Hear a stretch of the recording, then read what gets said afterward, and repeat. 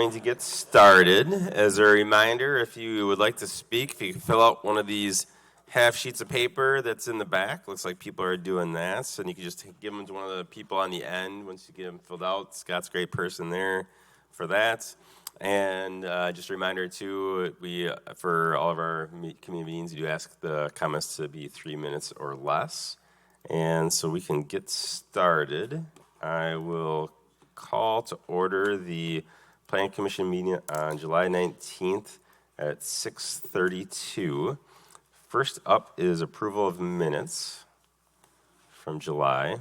Any changes anyone has? Or motion to approve? Motion to approve.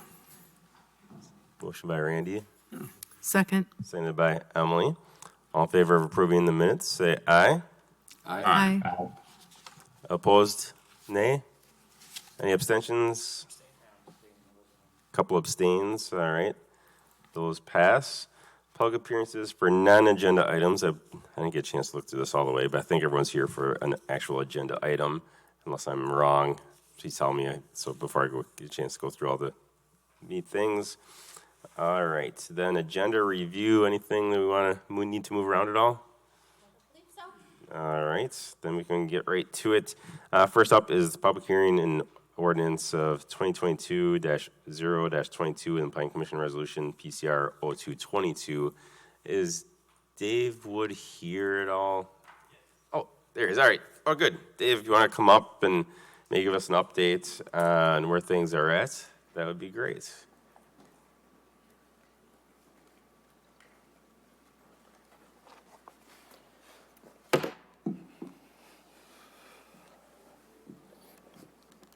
Hi there. Is this live and good here?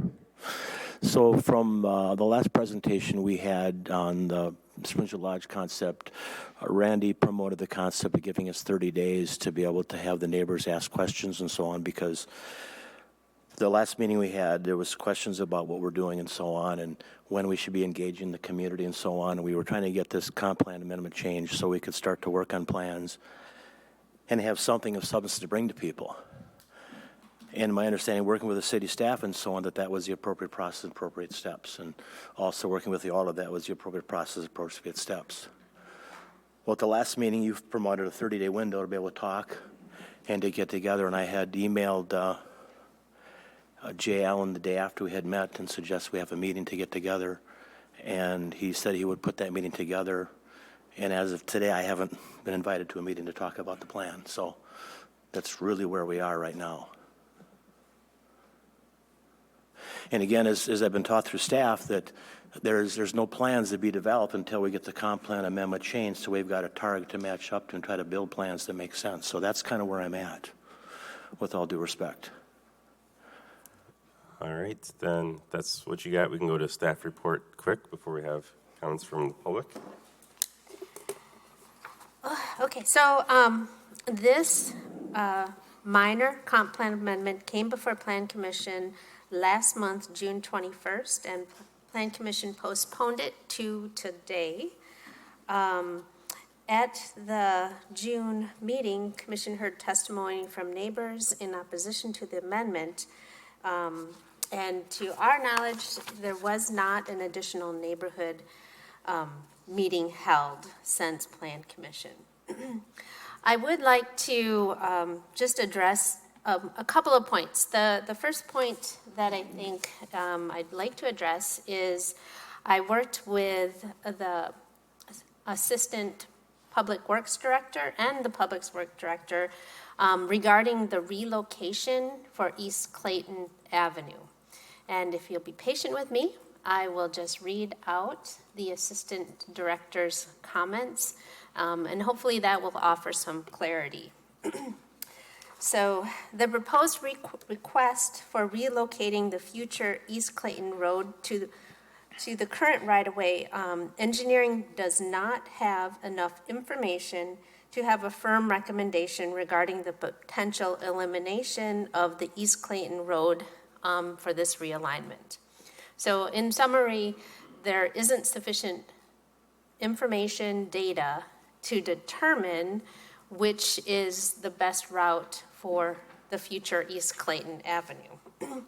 The realignment was proposed in the comp plan and in the Northeast Neighborhood Plan for a couple of reasons. It would better serve the area for future development by allowing development to occur on both sides of the realigned roadway. And number two, it would allow East Clayton Road to be more centrally located between the McCoy Road intersection and the future road intersection with the Nine Springs development, both of which are proposed to be signalized on County Highway MM. The intersection of East Clayton Highway and County MM was included in a traffic impact study prepared for the Nine Springs development. It does indicate that there would be an increase in traffic on East Clayton intersection, but the final report did not suggest that a new traffic signal would actually improve operations at the East Clayton intersection.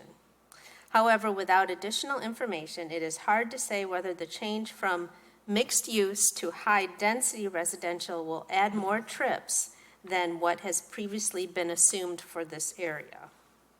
Additionally, without more analysis, it is difficult to determine if the realignment would help with the overall operations of the intersection.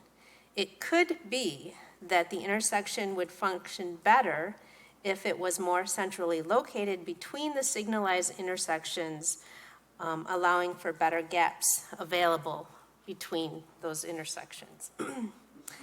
I have reviewed the crash data. At the present time, there are no safety-related concerns at the existing intersection of East Clayton Road and County Highway MM. However, there's a very low volume on East Clayton Road, so we would not expect high crash volumes at that intersection. To summarize, and I know there was a whole lot there, but to summarize, given the unknowns described above, engineering cannot make a firm determination on the impact of eliminating East Clayton Road alignment, and so that's where we'll just leave that.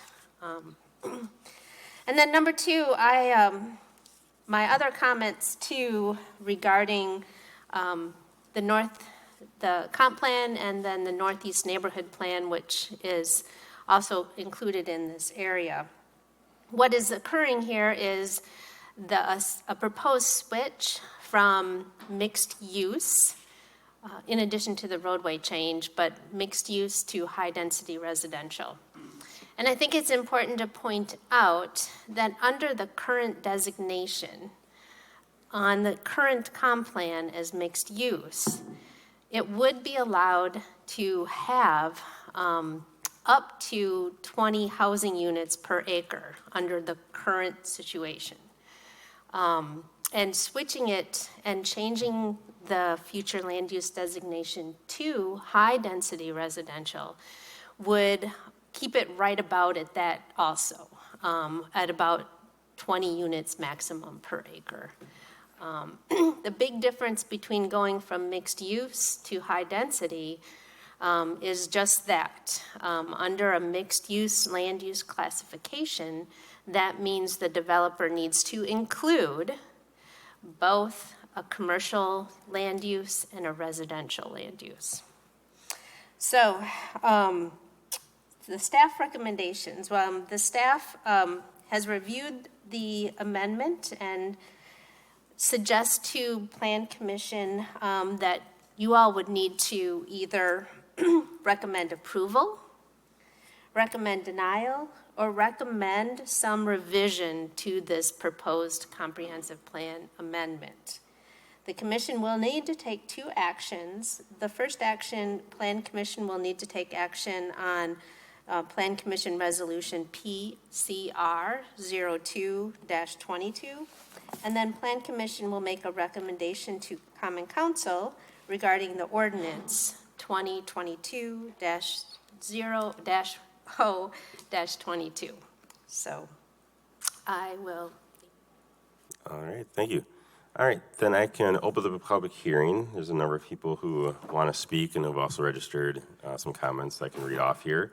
And so first I have Ross Jackson to speak, and then Julie Stam will be after that, and we'll keep going until we get through everyone. So Ross, you are first.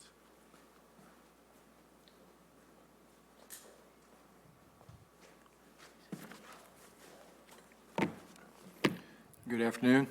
I'm just going to express my hesitation to approve on this rezoning based on the aspects of what is in the area now. I think it's actually classified as residential in that area with a future of being mixed. My concern and my background, you're going to have loss of some habitat, increased noise and activity is going to push whatever wildlife there further away from what that is a forest remnant in the Fitchburg area. So you're going to have loss of, to me, and probably to a lot of the neighbors and people in the community, a loss that's not recoverable of habitat and wildlife in that regions. And one of the reasons that I selected to move into that area was the environment, the woods, the animals and habitats.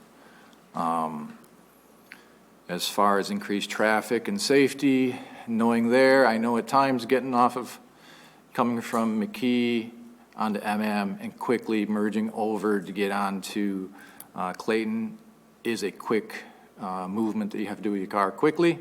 Maybe with the new traffic lights that will be alleviated and make it a little more safe. I know when I have to cut over quickly, I don't have a sense of security doing it. Hopefully those lights that have been put in will alleviate that. But increased traffic with a high residential there is going to put a strain on that safety as well. At this moment, I don't see a reason for reclassifying it. So that's all I have to say. All right. Thank you. All right, so we have Julie, and then after that is Brian Stam.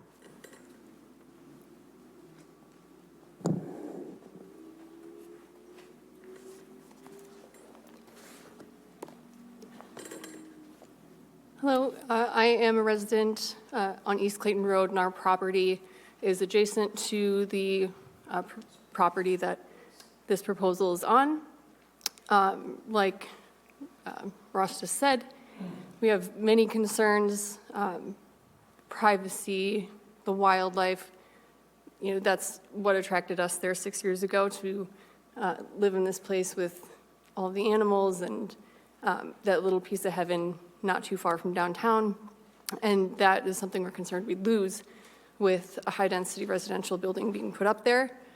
In addition, the issue of traffic is a big concern. When there was a temporary light at that intersection at McCoy and MM, even taking a right onto MM and then a left onto McCoy, it was very difficult to do that because traffic was backing up, and I don't know how that is going to be eliminated, putting another light back there. I don't know all of the details of the proposals for the intersection, but I see that being an issue again with Terravesa increasing in population, as well as the potential of this high-density residential area. I also have concerns about the lack of communication. I know Mr. Wood said that he reached out to the alderman, but never once reached out to any of us directly. We live on the same road.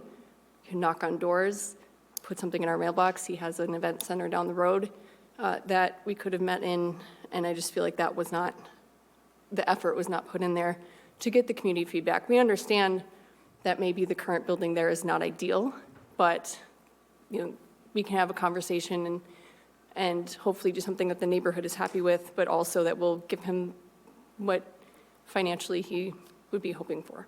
So I encourage you to vote against the change to high-density residential. Thank you. Thank you.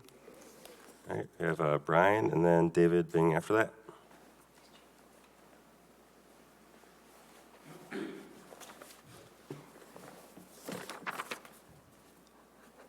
Hello, Plan Commission and Mr. Mayor. Thank you so much for having us here tonight. I would love to be able to sit here and tell you that we've had a good conversation with the developer, going over the proposed plan and having a discussion about our input as well as his input, his needs for having a profitable or use of that space. Unfortunately, this has not happened in the past month. What has happened, though, is a large community effort. The word has gotten out that this is a proposal that's underway. And what you're going to see tonight and what you're going to hear, and which I'm sure you've already heard via email, is that of the individuals that I've personally spoken with, having walked up and down that street and knocked on doors over this issue, is that not a single individual on that street wants this proposal to go forward with. I understand the reason to want to reestablish the area or to remove the motel and to use the site that he has. I think the ambition is admirable. But at the same time, I also think it's important to understand the needs and wants and feelings of those that live in that community. I think that our neighborhood has suggestions that could be beneficial should they be heard by the developer, and possibly could even supplement the business that Mr. Wood has down the street with the Barnwood events. I would hope that our opinions are heard on that tonight. There's plenty of things that we'll talk about throughout the night, but one thing I definitely want to hit on, and I'll spend most of my time on here, is that our neighborhood is situated on a forest that you've heard about a couple times now. And the forest is unlike a few that are around here. And if you look at an aerial view of Fitchburg, you're not going to see a whole lot of forests, especially not hardwood established forests that have heritage trees, that have families of deer, fox, coyotes, wild turkeys. It's actually quite unique and remarkable, considering the proximity to Madison and really being in an urban setting. This is something that certainly brought our attention and why we wanted to settle there and why we have a house there. It's also a reason why Oregon School District owns a significant portion of that property and even owns a property that's just the next driveway down from where this proposal is. That is supposed to be a nature learning center in the future. It'd be a real shame to take the nature part out of that. There's something that's important to note, that this proposal is sitting on a hill that's actually a substantial hill. The grading on that would make it fairly difficult to actually build anything on it without retaining walls and also a rather large retaining pond. So while I understand the need or desire to have multiple apartment units on it, I don't think that the use of it would actually be to the extent that the proposed development is being spoken about. Simply put, there just isn't enough space that's buildable. Brian, unfortunately, We're out of time. Okay, thank you so much. I Sorry. appreciate the time. That's where I hate the most. So we have David, and then we have some people online after that, and some people who have registered. I'll go through all those as well. But we'll have the speakers first, and I'll go through the people registered. Excuse my prepared text here, but I'm Dave Bing, live on Clayton Road, just down from the motel there. I'd like to thank Dave Wood for creating this event, because it's given the neighborhood a chance to reunite and catch up and meet new people on our block. So thank you, Dave, for that. My wife and I would like to go on record as opposing the amendment, proposed change in the comprehensive plan. We oppose to both the ordinance to change it from mixed use to high density and moving Clayton Road to the current right-of-way. We understand Dave's desire to try and improve the value of his property and his prerogative to build on it. However, multi-unit apartment buildings do not fit in this neighborhood. As we understand it, his property is currently zoned residential, and we feel it should stay that way.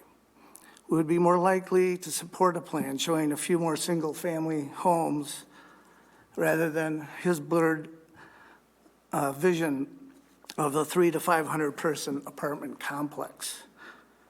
And we don't understand the need to change the planned Clayton Road improvements that will safely connect it to Highway MM further to the south. This will be especially important now that the McCoy Road interchange is happening, because that'll be backing up traffic up to Clayton Road entrance as it is now with the new stoplights, especially in the morning. Having Clayton Road further to the south will make that transition a lot safer.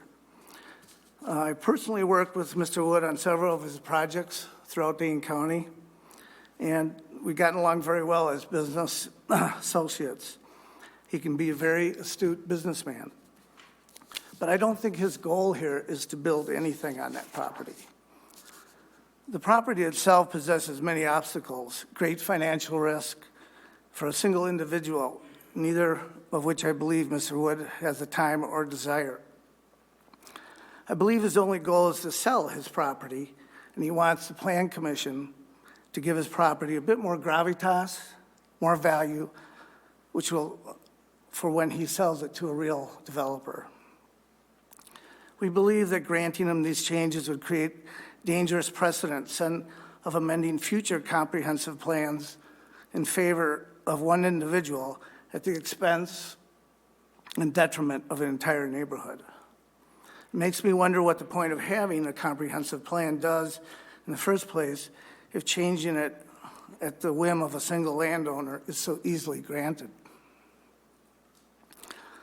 We're a friendly neighborhood, and we'd rather live in peace and harmony with the Wood family. However, we believe his approach to reaching out to the Plan Commission first, using this backdoor loophole and trying to go behind the quiet neighborhood, will backfire. David, unfortunately, I need to Okay, I just want to say, sorry about we that. hope that you deny this amendment for future of Clayton Road in the city of Fitchburg. Thank you. Thank you. I believe we have a couple of people online, Scott. All right. We have Emily first. Emily, go ahead. There we go. Can you hear me? We can. Yeah, so I'm Emily Verba Green. I live at 4877 East Clayton. That's the third house from the corner. I'm not going to take your time tonight reiterating all of the points that, number one, I wrote to you individually in emails, and plus my fellow neighbors have described the issues very, very eloquently. What I do want to say is, again, regarding the proposed meeting, quite frankly, none of us could understand why Alderman Allen was enlisted when, in fact, Mr. Wood had Dave Bing's contact information, knew him, had worked with him. Why not just reach out? And Dave could have helped him arrange a meeting. That did not happen. And secondly, I want to speak to the strength of the neighborhood and the strength of our unified opposition to these changes. Our numbers just keep growing and growing and growing. Our email list is quite comprehensive. And I know I speak for all of my neighbors by saying that we're not going to just give up and roll over and let this really ill-considered overdevelopment occur. We will continue to exercise our rights as taxpayers, and we would hope that we don't have to go much further with it by having you deny the proposed amendments tonight. Thank you so much for your time and for listening to our concerns. Thank you. And I believe we also have Ben Green. You can go ahead. Yes, thank you. Can you hear me okay? We can. Great. Well, I'm married to the woman who just spoke, so you know where I live. I want to start by acknowledging that I'm not a business person, and I'm certainly far from being a wealthy real estate owner like Mr. Wood. I've been trying to make sense out of his approach to all this. So I try to imagine myself in his shoes, as if I had his experience and expertise in what I'm imagining his perspective might be. So if I imagine myself a real estate owner focused on ways to make more money, I'd absolutely opt for the one that would provide the most bang for the buck. And that would be high density residential development. If I was feeling impatient to get going on this, I would move as quickly as possible on lining up support from the City Commission. If I really wanted to streamline the process, I can easily imagine not bothering to check in with any potentially affected property owners, as I might not want to risk spending extra time dealing with possibly troublesome questions or concerns. And if there happened to be a plan already in the works that was based on safety considerations for rerouting the intersection at the corner of my property, and that rerouting seemed inconvenient for my high-density residential project, I would do whatever I could to reverse that plan. In short, if I'm to imagine myself trying to move as rapidly and directly as possible to achieve maximum profit out of that piece of property, without regard to the negative potential impacts on the folks who live around there, on traffic congestion, on safety issues, or the natural environment and wildlife habitat there, I would proceed exactly as Mr. Wood appears to have done. But I'm not a wealthy real estate owner, and frankly, I find the way he has gone about this both disturbing and honestly callous. I'm very worried about Mr. Wood's proposals, and I strongly oppose them for the reasons I've mentioned in my letters to the members of the City Commission, and for all the reasons you've heard and will hear from my neighbors and other members of our community. Thank you for the opportunity to share my concerns. Thank you. All right, I've got some emails that people have sent in, and the emails people sent, we shared with all the Plan Commission already, but I want to just read them for anyone who might be listening at home or other people in the audience. First from Carla Bing from East Clayton Road. This email is to bring attention to the next Plan Commission meeting on 7/19/22. Dave Wood is on the schedule to attempt making changes to the designation of his property on the corner of MM and East Clayton Road from mixed use to high density. I'm opposed to this amendment. My husband and I have lived at our home for more than 30 years, and our property has been in the Bing family since 1965. I'm not opposed to growth and change, but would like to see something that promotes the nature of our neighborhood. I don't believe apartments would fit into this equation. All the homes on East Clayton are on mature lots and nice-sized parcels.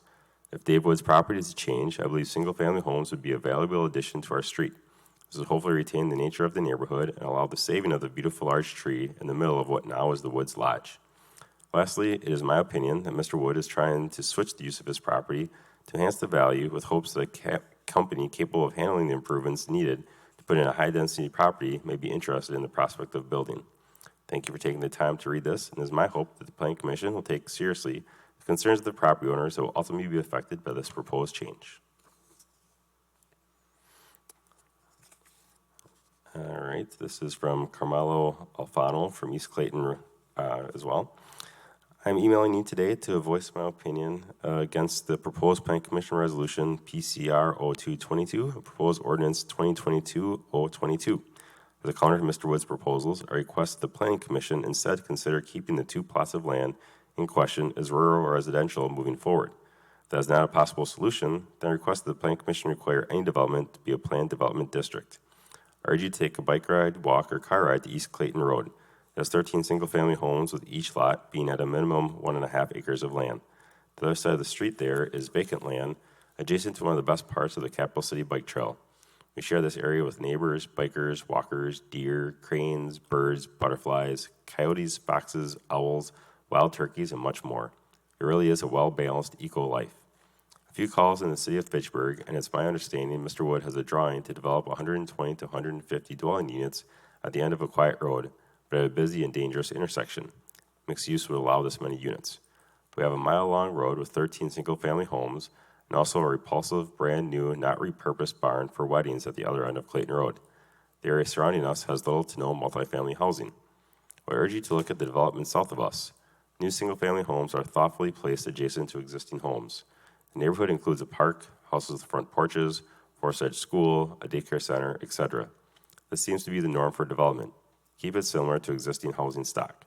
This area is surrounded by older single-family homes, and most of the development mimicked current housing stock.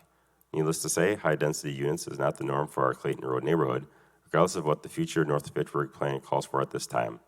Having multi-unit housing next to a single-family home in a rural area shouldn't have to be debated.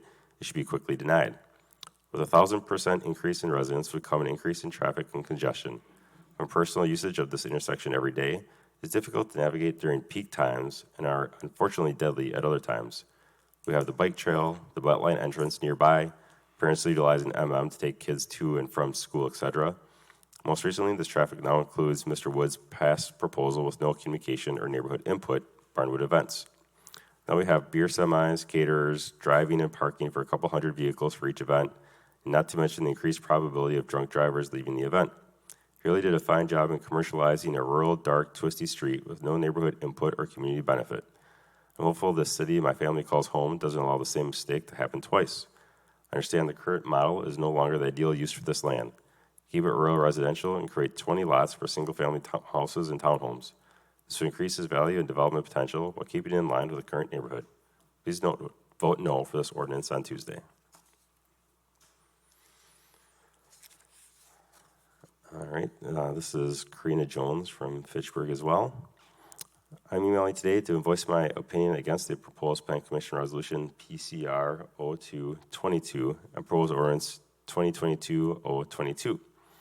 My name is Karina Jones, and I own the adjacent parcel and live at 4891 East Clayton Road. The proposed change to HDR is not something that I support. The owner of these parcels, Dave Wood, has not made any effort to discuss the proposal with the neighboring community, which I find very concerning and upsetting.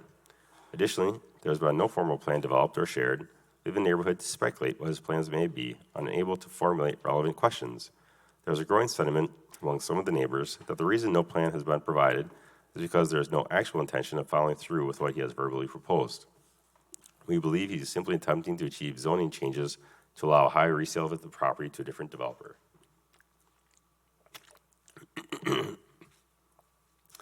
There's already been an increase in traffic in East Clayton. There's already been an increase in traffic on East Clayton due to another of Dave Wood's properties, Barnwood Events. East Clayton is a narrow road without wide shoulders and has the Capital City Bike Trail parallel to it, which consists of extensive foot and bike traffic. Vehicles speed down the street and around this curve next to our driveway, which is a danger to oncoming vehicles. A lot of reading tonight, sorry. Which is a danger to oncoming vehicles, pedestrians on the bike path, as well as people coming and going from several other driveways along other curves with limited visibility. The proposed change to HDR will add more pressure and danger to an already stressed roadway intersection at McCoy. Adding anywhere from 80 to 300 additional apartment units to the traffic burden will stress the capacity of that intersection even more. The Capital City Bike Trail crosses there as well, and the proposed complex will make it more difficult and dangerous for pedestrians and bicyclists to cross that intersection. Additionally, the proposed complex requires the partial destruction of an established forest, which contains identified heritage trees and a diverse ecosystem. The forest is home to multiple families of deer, fox, mink, coyote, wild turkey, owl, sandhill cranes, great blue heron, and many more. This diverse ecosystem is exactly why the Oregon School District purchased the property roughly a quarter mile away from the proposed complex as a nature learning center. If the proposed complex is allowed to be built, this will destroy part of this ecosystem, drive the animals away from our forest, remove the very nature that the students from OSD are there to study. My partner and I moved here with the intention of having our children attend this school and take part in the environmental learning that Forest Edge provides. I'm unable to attend the Plan Commission meeting tonight as I have a 3-week-old at home. I want to make my voice and opinion heard. Thank you for taking the time to consider how this will affect the community. Sure. Thanks. This is from Ian Roberts. I live at 4891 East Clayton Road, as you probably know from our previous conversations, and I'm emailing you today to voice my opinion against the proposed Plan Commission resolution and proposed ordinance. I work for a development company, McGrath Property Group, who has been involved with some larger projects in Fitchburg, either recently completed or in the works. We assisted with Terrace Point, 3101 Fish Hatchery Road, and are currently working on Ocala Road. I don't work with the development team on a day-to-day basis, but understand what it takes to get a project off the ground and seen all the way through. I'm a little uncomfortable saying I fully oppose this proposal due to my involvement with the development company and at the risk of coming across as hypocritical, and also because I have always embraced change for the betterment of the people in locale it affects. I also understand this particular site is within the city's comprehensive plan and long-term may be more of a mixed use that the comprehensive plan intends for. But I do oppose the way the current owner is going about their process. I don't think there is a strong plan in place, and it would be unwise to make changes to this site before a plan is better solidified and better discussed between the neighborhood and the city of Fitchburg. The current owner, Dave Wood, has referenced me and my fiance as the neighbors he has talked to. He told us he wanted to put up an apartment complex on that site, maybe 2 or 3 of them, and that he didn't have any money to do so. And we didn't have much of a response to the shocking news. We later learned he used that quick conversation as the basis for his argument that he talked to the neighbors. Dave Wood has lived in the area for a while and has known many of the neighbors for that time. We moved here 2 years ago. The fact that the neighbors who have known him the longest are willing to oppose him, and the fact that Dave did not talk to those neighbors says a lot in my opinion. Even when given the opportunity to set up a meeting with the neighborhood, he asked the alderman to do it for him. He has a brand new events venue, which he did not communicate to the neighborhood about developing, that he could have used to host a meeting and chose not to. From this and prior actions involving his other developments, it sounds like he is not interested in working with others. I don't want to oppose the owner opportunizing his land, but if he doesn't have a plan to show you, doesn't have the money to develop the site, and is not willing to talk to the neighborhood, I would encourage you to strongly consider that as they are all major concerns that all good developments possess. Thank you for taking the time to read my concerns. I appreciate it. Ian Roberts. Thank you. I've got some people who have registered in opposition. We have Beth Stats from Fitchburg registering in opposition. If zoning has changed, what all can go in that property?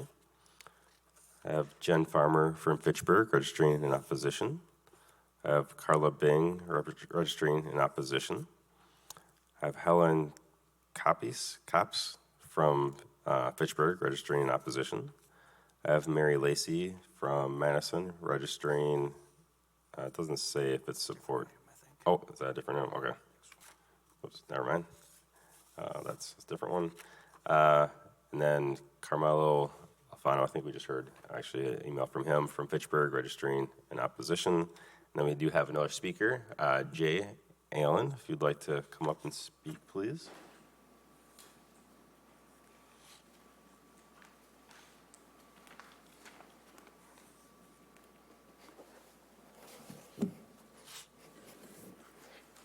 Hello, everyone.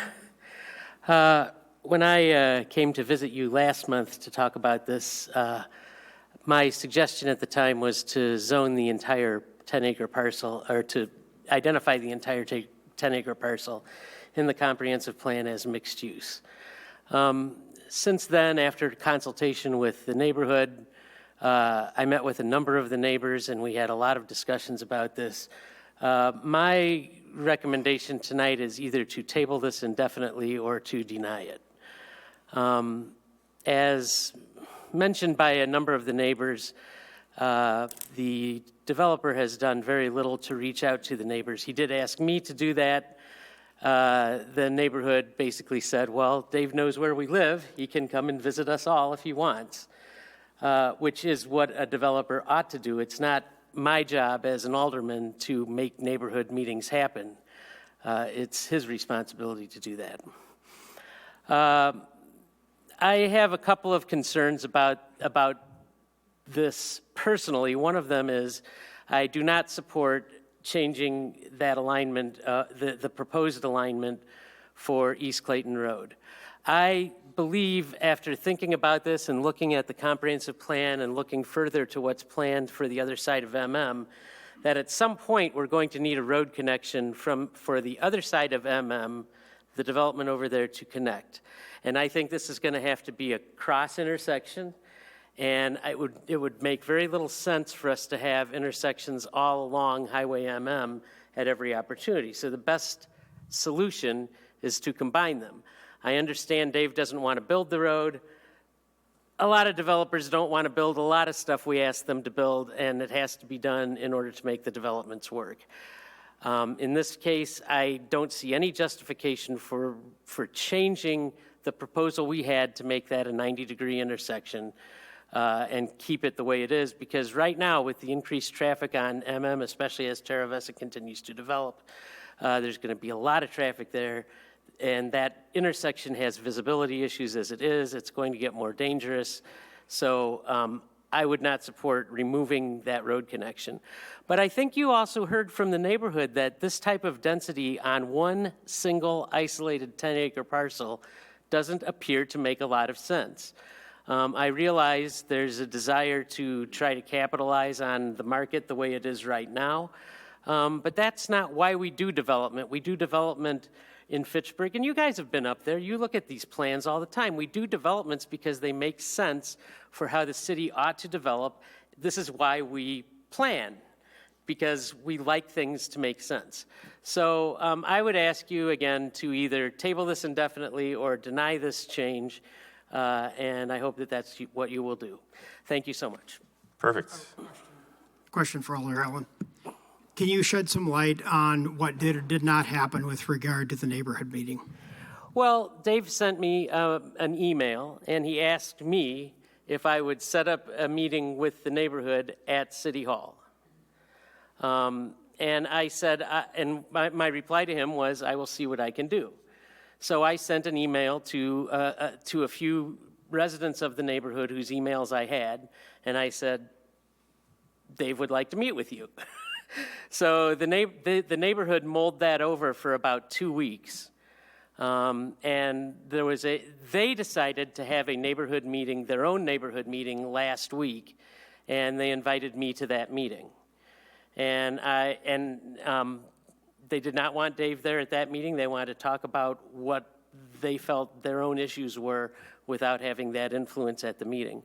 So there was a lot of discussion at that meeting, and then I asked them as we were leaving, what would you like me to tell Dave? Do you want to have a meeting with him before the Plan Commission meeting? And they said, and basically the response was, Dave knows where we all live. We all have driveways that are right here. He can use a little shoe leather if he wants to get our support.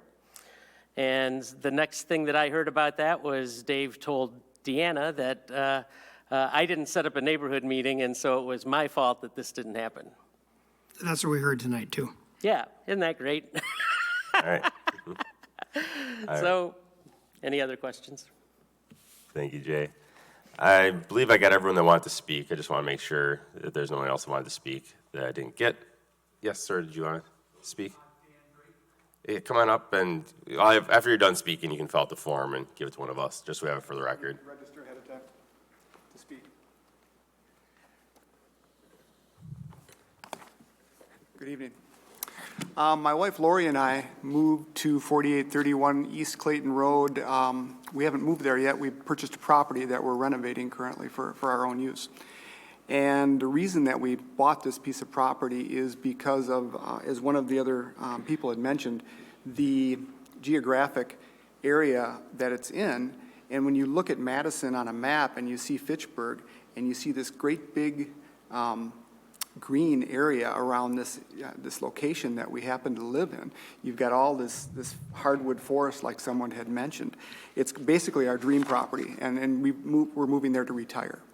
And so we heard about this through some emails that Helen had gotten a hold of us, and someone had gotten hold of her, and basically it's been about a week that really we pulled all this together with our neighborhood, trying to get together, and we've talked about it. And again, there isn't anybody that I've talked with either that is for this.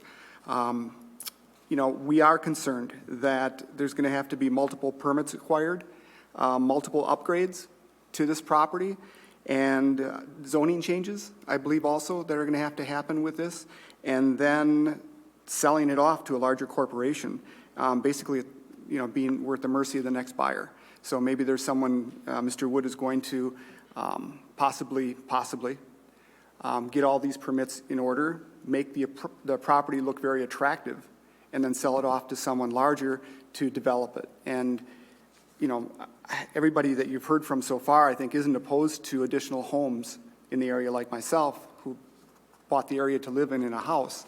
but we are not, my wife Lori and I are definitely opposed to the amendment of making it a larger apartment complex community. So thank you for your time. Okay, thank you. Yeah, there's some half sheets in the back if you just want to fill it out, and you can just give it to like Scott and Jan. That'd be great. But thank you. All right. So that is the public hearing. I can close that and open up to questions and comments from plan commissioners. Thoughts? Rich? Yeah, I'll start. I sympathize with y'all. I've been in your shoes before. Change is inevitable. It's going to happen sooner or later. I'm against this project too. I want that right out. But you might be in heaven right now, but there's down the road somebody's going to have some idea that's going to actually fit in with our comprehensive plans. So just so you're not totally surprised when that comes up. I am a little bothered by the meeting. I'm very bothered by that. I've worked with developers. I've worked with development. It's always been the developer's duty to take care of meeting, to schedule the meeting, to arrange the meetings, and to do all that. That was, when I saw that in reading over the notes, that was the biggest red flag I had. There is also high-density residential just across McCoy, or just across 14, I guess. And, I guess that's pretty much all I need to say. I'm against this. Thank you. Randy? Yeah, last month, Dave, you came before the commission, and I specifically stated that you need to reach out. And from my own experience of working with developers, since I've been on the Common Council, they've always reached out to the neighbors. And for the most part, they've all done a very good job of reaching out to the neighbors, the neighborhood, and having that conversation. And that was the reason I had suggested to table this until this particular meeting. From what everybody has suggested, that hasn't happened, and we don't need to go into all of that. Alder Allen spoke to that issue. I do want to say that it's great to see the neighborhood, the community, the spirit that you've all come together. And I've driven your neighborhood. I'm looking at it in Google Maps, and I see nothing but hardwood trees. I have a pretty good idea that everything on the west side of MM is going to be high density. But high density in this corner just does not make good common sense. It may come along because of the comp plan, as another commissioner has mentioned, but I'm not in support of this. It just does not make good common sense. So, Ed, sure. I fully agree with everything that Rich said, so I'm not going to repeat that. But I do think it's important for the neighbors to understand what is in the comprehensive plan and what could come before us before. And even if this is denied tonight or at some point, another very similar plan that really would be a mixed-use plan may come before us, and the decision may be different. So you should be aware what's in the plan for your neighborhood. The two primary reasons that I oppose this, I don't really see anything in the good of the neighborhood or the overall public good in changing our comprehensive plan. If a project of higher density is going to go in, I do think it should be mixed use, something that also serves the neighborhood, that has some neighborhood amenities, which this doesn't. And the Clayton Road configuration is the other one. Public Works seems non-committal at this point, but I absolutely agree with what Alder Allen had to say. This should come in at a 90-degree angle. It should allow for the potential to cross MM at that point in the future and make another connection. It doesn't make any sense to not to move this road to where it's intended to be moved. So I'm going to oppose this. Emily? I would say that I completely agree with what you've just said and what Rich said. I have major concerns about where Clayton Road and MM meet. I do think that it needs to come in at a 90-degree angle. I think it just makes good common sense. And it's, frankly, right now, as it's configured, it's really a safety concern. And I also agree that it would be wonderful to have some community amenities. And so I think mixed use on this parcel makes a lot more sense.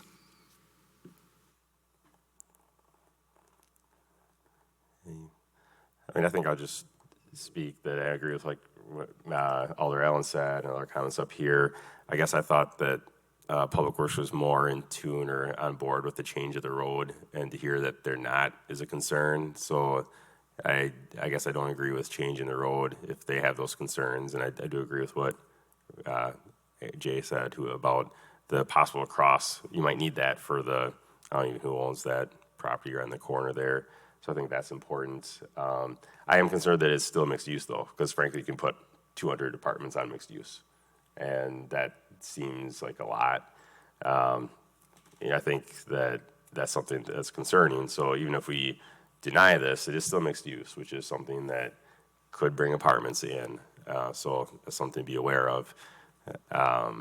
But as it is right now, I think I'm perfectly okay with saying no to this at this point in time as well. Any other? Yeah. Zach, go ahead. Go ahead, Sorry. Zach. Okay. Yeah, I would say, yeah, I agree. I think, I'm not against this. And I think putting the road where it's supposed to be makes sense. I think it's a safety issue. Let's get it to where it's supposed to be. But to your point, it is mixed use still. And I don't personally agree with it being mixed use. I would love to see this change to something more closely aligned with what the neighborhood is right now. I think it would be a very strange transition having a large development right on that corner. So, something more along the lines of low density or medium density residential would make a lot more sense to me. Thank you. Other questions or comments at all? Or if someone wants to do a motion, that can also happen. Stephen? I can move to decline or to deny, or do I have to do? You can move to deny Okay. if you'd like. Yeah. I move to deny Public Plan Commission Resolution PCR-02-22. Second. Sent by Randy. All in favor of denying, say aye. Aye. And opposed, nay. All right, that is denied. And then the other half of that, Stephen?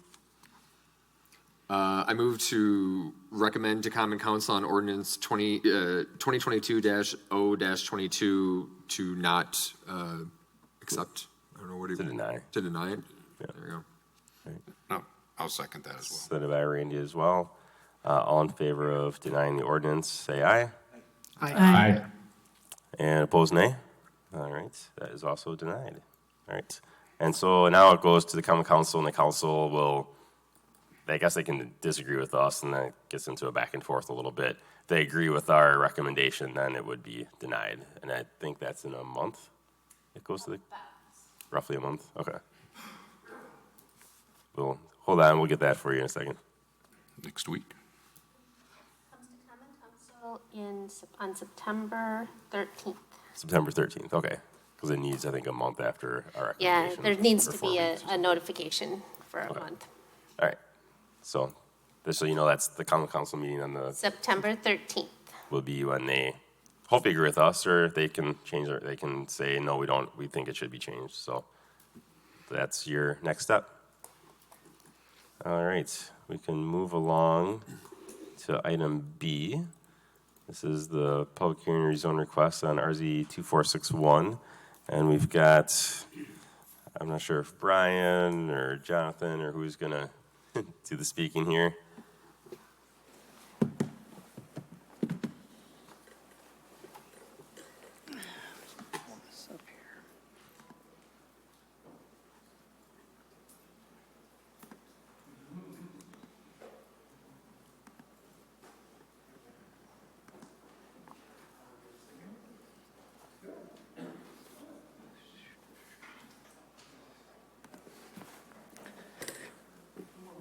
All right. Well, good evening, everyone. Glad to be back on the next step for the Hartung Fields proposal. We were in front of this body and the council previously for the comprehensive development plan, and I'm happy to report that the map you can see up on the screen largely hasn't changed at all. In that the work we did closely with staff, with the commissions, the council, is carried forward into the GIP and then offered more detail. We appreciate the input from city staff in terms of reports and working with us to refine the zoning components of the proposal and support the amendments that were proposed. We do ask, with one exception, and I did have a chance to talk to Deanna about this, we do ask that the impervious surface ratio and open space ratios be effectively tied to the SIP approvals. This gives a little bit of flexibility for the development of some of the more urban components for the residential, but still comes in front of this body and the council for approval. So we did ask that amendment to the approval, but otherwise we really appreciate the comments that city staff has had, and we're excited to be here to take the next steps towards implementation. If everything goes well, we are continuing to work towards a timeline that could allow some construction to begin yet this fall, and would allow some grading on the site to deliver some of the residential and employment pieces in spring of next year. So we're really excited to get into that construction phase because we see a lot of demand for the employment section and are excited to get into that. So other than that, happy to answer any questions that you might have. All right, we do staff report. So before you is both the rezone and the preliminary plat, the rezone to Planned Development District GIP. Also in last June, the Plan Commission approved PCR-0122 that established the boundaries for the creation of Tax Increment District 14, which will also facilitate this project. Staff has reviewed the rezone, the PDD GIP, and what I'd like to do is just kind of walk through what some of our review was and kind of where we ended up. Within the development, there are 4 major land use areas. The first one is employment, the second is retail, the third is residential, and then the fourth is the Hartung, existing agricultural facilities. Those will remain in operation for the foreseeable future. We did work through some of the employment land use areas. I did ask the applicant to provide some additional information, and that ended up in the proposal regarding truck parking, screening, and loading information. So we ended up with a few more details on that, which I appreciated. I will just point to, within that employment land use area, both the permitted uses, which include industrialized, the IS, industrial specialized district uses like food processing, manufacturing, food products, and products not to exceed 500 pounds. And then there is a list of conditional uses here too. So this is intended to be a flexible use area for really focused on employment, but more flexibility than we would normally see in our current zoning districts, with some overlap between a business district and and an industrial district. The retail land use areas, pretty similar to what the business general zoning district would be.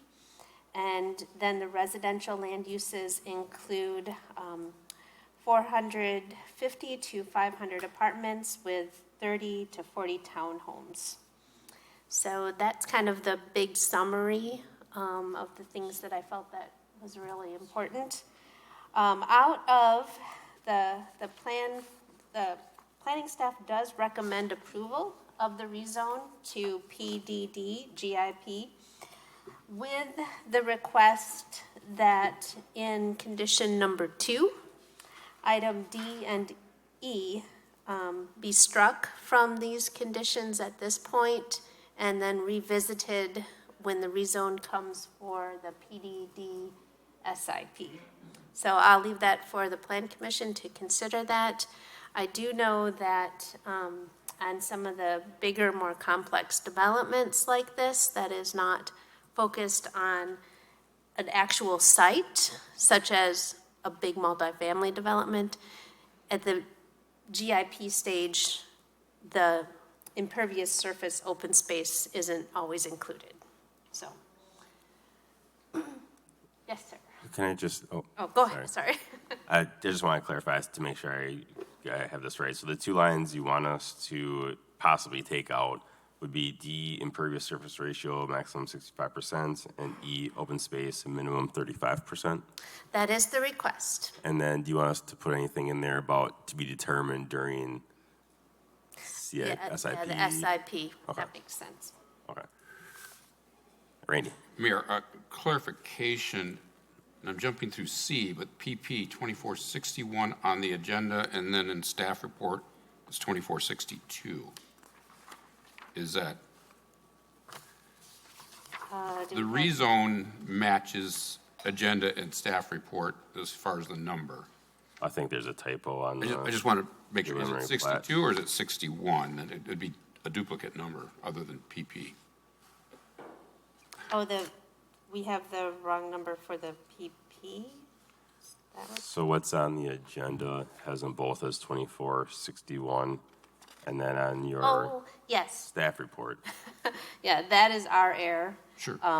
It should be 2462 on the agenda. Okay, thank you. Okay, so the agenda C should be 2462. Okay, all right. So that's staff report. Let's do public hearing. I have Jonathan Stevens, who's also here to register and answer any questions as part of the team. I do not have anyone else from the public. So seeing no one, can close the public hearing and open up to questions, comments from Plan Commission. Yeah, just clarification on what's happening with the ISR and the open space. Is it still expected that, the entire plan will meet these and that it may shift somewhat from, one SIP to another as to how it's going to be met, but it's still expected to be met overall? It is. It is part of the code, and it is expected to be met. Okay, and that's what you're anticipating, Brian? Yeah, so we will still have quite a bit of the open space components that are being dedicated to the city, and those won't change. But what we find oftentimes is once we get into a building and site layout design, it's easier to understand where the trade-offs are and where those are actually, being implemented or asking for variances. And so that's why our preference is to tie those to SIPs, and we have actual building site plans and applications to be weighed on the merits of what's being proposed. Okay, thanks. Other questions or comments?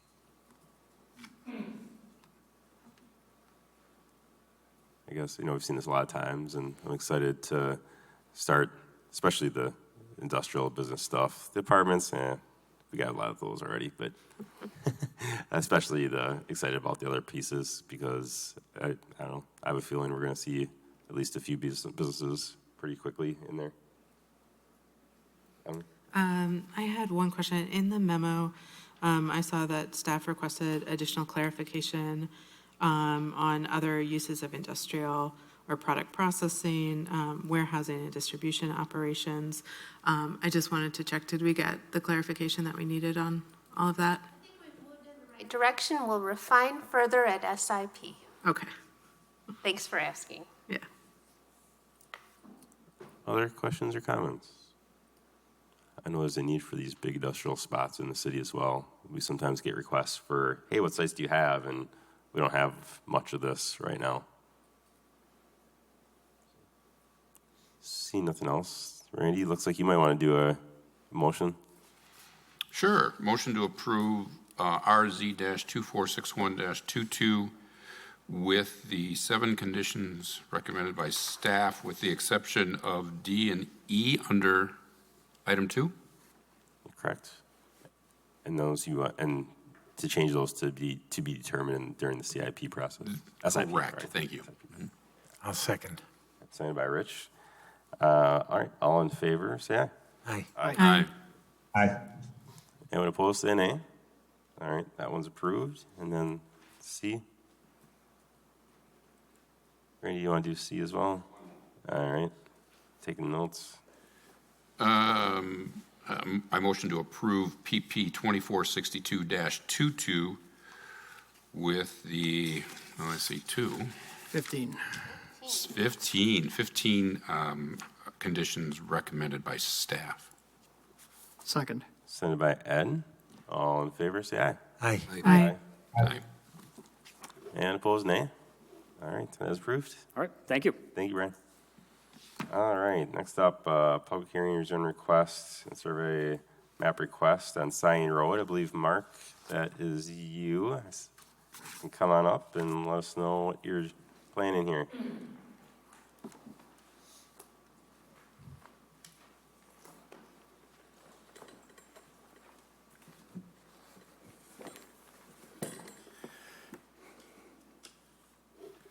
My name is Mark Jones, 2266 South Clayton Road, City of Fitchburg.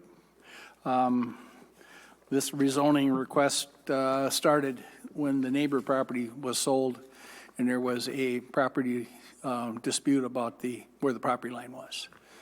And then that landowner, the new landowner, said they would correct the mistake that was made. And so in the process of doing that, my daughter wanted to purchase her house that she's lived in for the last 10 years. And we could not separate it because the land was non-conforming without purchasing more land. So we made a proposal to purchase some more land from the neighbor, and they agreed. The Laurie property will become ag small. When that was created, it was agriculture exclusive. And the ag small fits their use. There are no splits on that property, and it'll stay agriculture. In fact, I farm it, so it's just an adjustment of the property and allows her parcel to be, then there'll be enough land where her parcel can be separated. She wanted to do a remodel, but didn't want to put her own money in unless she owned it. There is a deed restriction on the property that if it's sold, it can only be sold back to the family farm trust. So that protects, it will stay agricultural because she's part of the farm business. My house, we took my house off basically for an agricultural, or that's the agricultural part of it, but only for mortgage purposes. We were able to, years ago, you used to be able to separate a piece for mortgage purposes only, and that no longer is allowed. So in order to get a better rate, our property is tied to the farm, and it's usually at about 2% more on a loan because it's a commercial loan. Ag is all considered commercial. So it was a financial thing for us. The only thing we ask is the city, the Public Works, wants us to hook on to city water. And we have an ag property with which we just upgraded the well a year ago, last year. And we have cattle, but not on that farm. And to put chlorinated water into cattle is not a good idea. The volume is too high, and we hope to bring, with the purchase of the land, we'll bring some of those cattle back on property. And we asked for a waiver. My neighbors to the south, neither of them were required to hook to city water. A new house that was purchased, or that was built on Lacey Road, which had adjacent city water, same as we do, was not, they drilled their own well, they were not required to hook to city water. So we've made those waivers in the past, and we're asking, and Deanna and I have been working with Public Works to kind of come to a resolution on that. So we hope we can reach some. So any questions? Did I cover everything? I hope I did. We can get to more questions in a second. We'll have to do a staff report real quick. Okay, so as Mark was saying, what is happening is he's going to purchase about 10 acres. This is the Laurie property down here. And he's going to purchase about 10 acres from the Lauries. Lauries have to get rezoned to AS. And then this new Lot 1 in the Jones Trust will remain AX. Then create two lots, Lot 2 and Lot 3, for the two residential structures, existing residential structures. So staff recommends approval of the rezone request, which is rezoning the lorries and to AS, and then rezoning the two new lots from AX to RL, to a residential. And staff approves that. Staff recommends approval of that with 4 conditions. Staff also recommends approval of the certified survey map. And I guess I should step back here. This came before the Ag and Rural Affairs Committee also today at 4 p.m. They recommended approval of the rezone and approval of the certified survey map with a minor change to condition number 9 related to this, the water issue that Mark was talking about. So,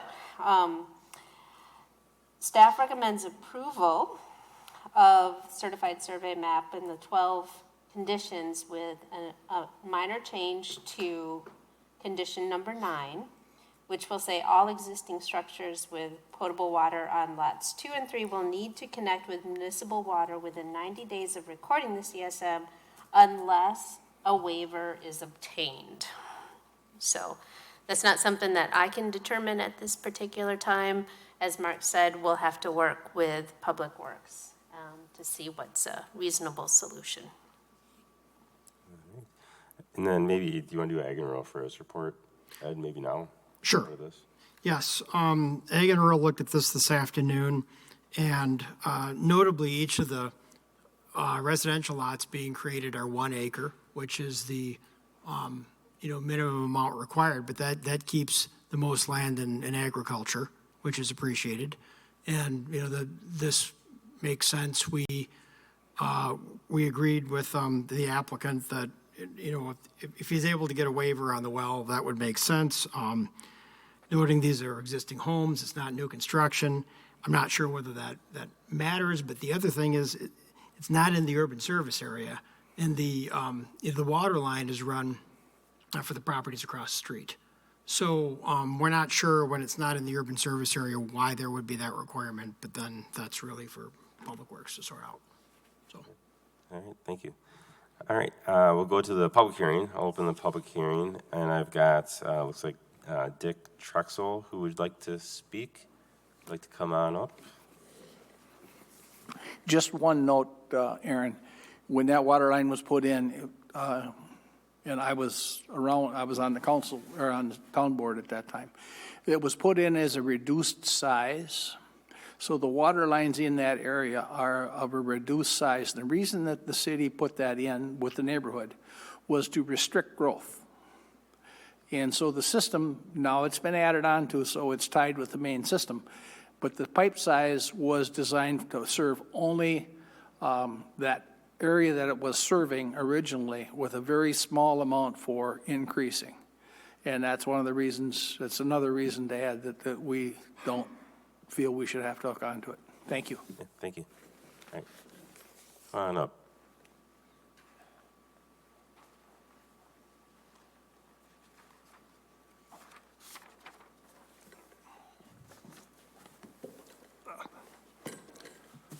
Hi, good evening.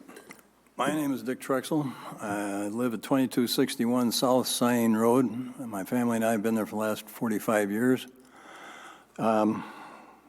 I have a concern with rezoning the number 3 lot of the Jones property to residential.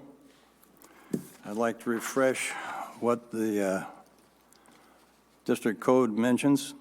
Division 2, RL Low Density District, and in particular 22-55 permitted uses.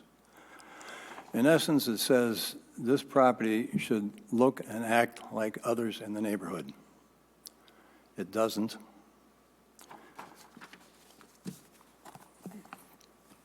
Casual observance from our property. I should mention too, we live straight west of the Jones AX property, and one lot down from the driveway that is being considered property for the rezoning of RL, low density. Casual observation from our house, yard, dining room, say there's way too much traffic for this to be considered a residential lot. Do any of you know of any other neighbor in Clayton Road in the city of Fitchburg that has a residential driveway, oversized driveway that allows big rigs to come and go from their property? Not only that, we've observed snorkel trucks, dump trucks for landfill, trailers full of huge log sections, specialized dump truck that seems to be used for hauling rocks, hauling huge rocks. In this case, the last case was about 6 to 8 feet in diameter. 3 of them filled the truck. They come and go from the property daily. Well, I mean, not necessarily all at the same time, but there's a constant flow. We also have flatbed trucks with backhoes and bobcats come and go. The flatbed, the 18-wheeler, was full of fabricated steel, what looks like columns and beams for other construction purposes. Nobody else has traffic like that in a neighborhood. I find it hard to consider that happening elsewhere in Fitchburg. I seriously recommend not allowing that property to be rezoned residential as if it was residential. It seems to be a depot for construction activity on ag-exclusive land. Unfortunately, Dick, I need to stop you there. Sorry about that. I recommend leaving AX so that he can run his business. Thank you. All right. And then I have Alan Lukaszewski, who's registering only, but it doesn't say if you're in support or opposition. Or maybe you're not. I don't know. No, actually, I'm neutral technically with Okay. regards to the activity on the property. I support the rezoning for the sake of the purpose that's stated of getting 2 separate lots, and as Mark described, the intent. Okay. What Dick is describing is a separate issue with regards to the activity on the lot not being consistent with agriculture. Okay. So if people maybe on home can't hear, so he's in support of the rezoning, but concerned about the use on the one lot, much like was just mentioned there. I'm finding out more and neutral right now. Neutral right now. Sorry, neutral right now. Great. All right. Yeah, it sounds like, even the city might have some interest in that. All right. So that's all I have for public comment. Oh, shoot, I forgot Ilona Bartik on B and C. Shoot. All right, she's not on that? Okay. All right, she didn't show up. Oh, she was with Brian. Oh, all right, good. All right, sorry. Off track. All right, so I can close the public hearing and open up to questions, comments from Plan Commission. And I do think, if there are concerns about use on the property, that's something more probably, you want to speak to that? Yes. It's not really a Plan Commission, but. Right. What I will say as one of the conditions of the rezone, if you'll pay attention to condition number 3 of the rezone, that the property shall comply with all of the RL zoning district requirements. That is something that Mark would have to keep in mind in this case, that rezoning to a residential district does mean that the activities and uses on the site have to comply with residential zoning. All right. Thank you. Other comments, questions by Plan Commission? Yeah, I guess I'd just like to ask Mark to address that. Come on up, Mark.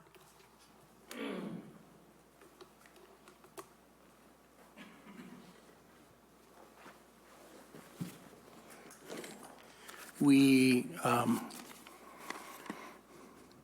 farm the property, but I also have a construction company.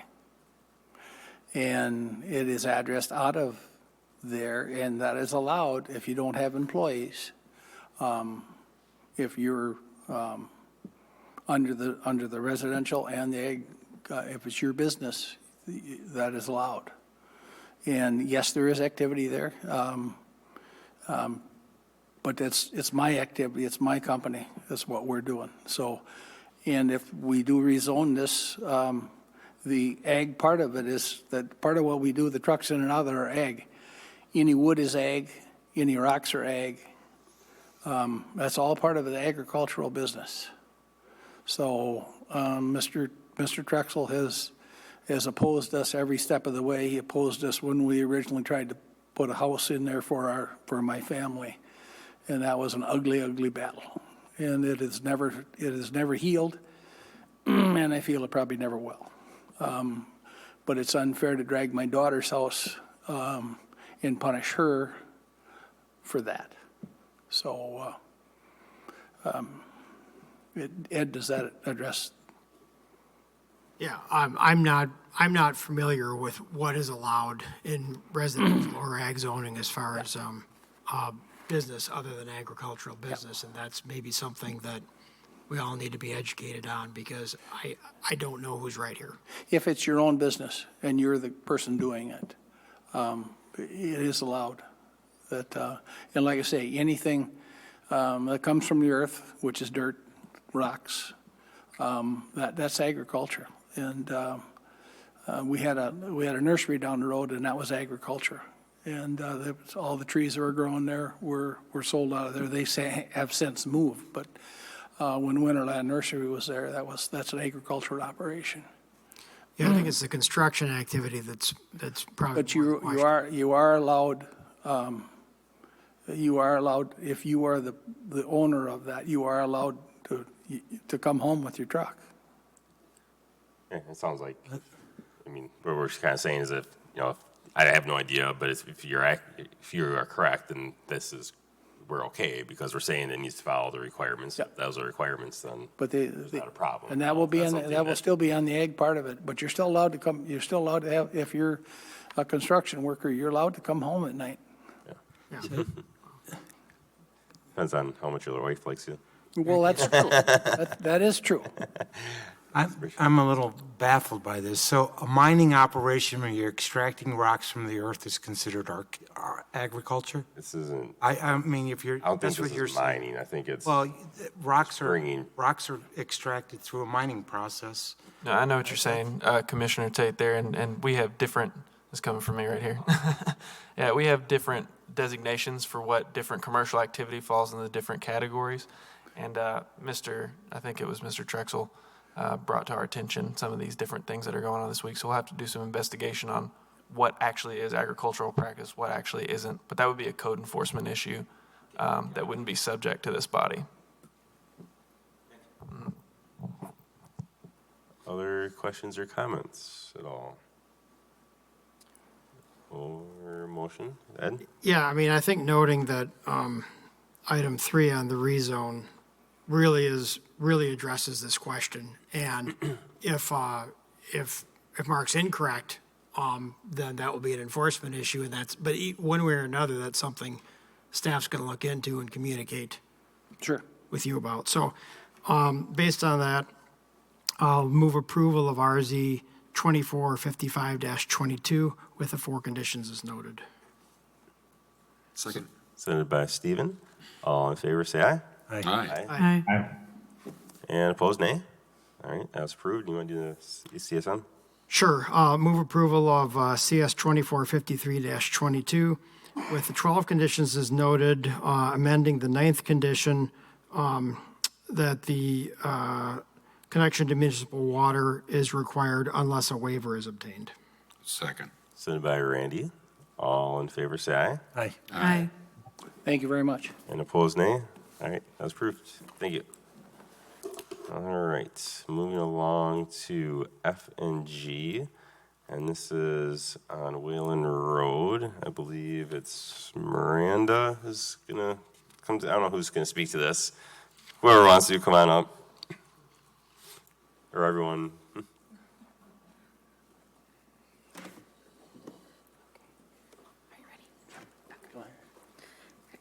My name is Miranda Glebs. I grew up in Fitchburg on my family's property in the house that my dad grew up in.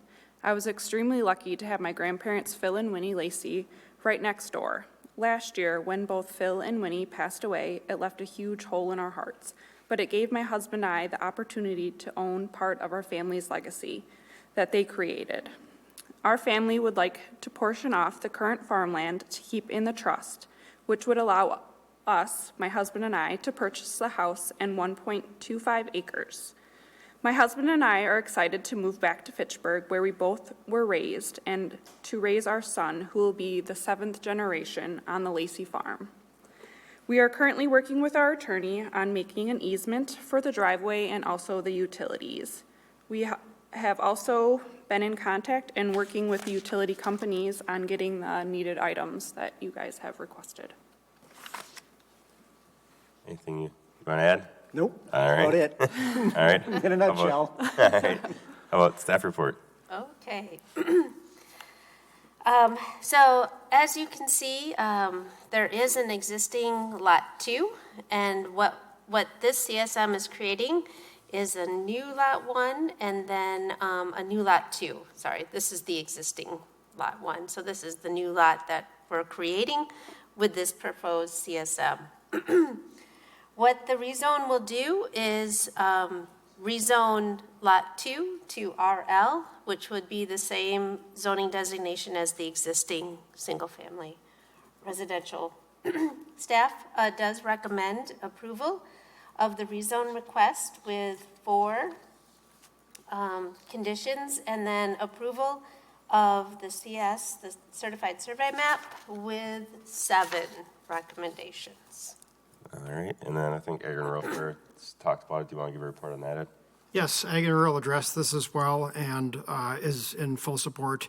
Again, I would note that the lot is designed in such a manner as to, keep as much as possible in agriculture, which I appreciate.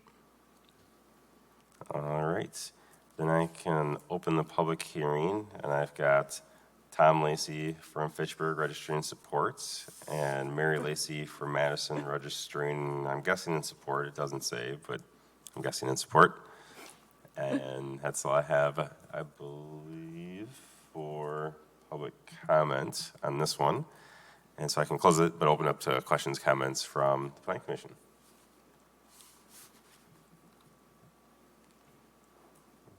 I'm just happy to see it, back in the, continue to be in the family. As a longtime family friend. Just a few generations. I'm sitting here with Richardson and Lacey, and I'm like, where's the Whalens? Who else is going to join this party of 10-generation Fitchburgians? Is that, yeah. I can tell you how her younger siblings, first her sister drove me to school, high school, then I drove her younger brother to school. With that, I will move to approve rezone request RZ 2459-22 with the 4 conditions noted by staff. Second. Sent by Ed. All in favor, say aye. Aye. Aye. Aye. And anyone opposed, nay. All right, that's approved. You want to do the I next move one? to approve certified survey map request CS-2460-22 for 5897 Whalen Road with the 7 conditions noted by staff. Second. Sent by Ed. All in favor, say aye. Aye. Aye. Aye. Any opposed, nay. All right, that's approved. Thank you. Thank you. Thank you. All right. Moving on to H, public hearings, conditional use request by Sean Kearns. I think I saw Sean online. Sean, do you want to tell us what you got going on here?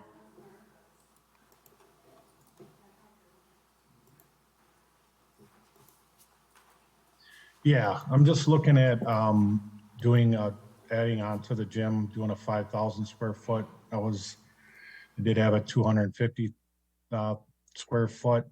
Now I'm looking at doing a 5,000.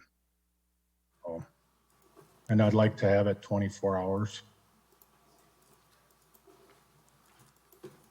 All right, then we can go to staff report.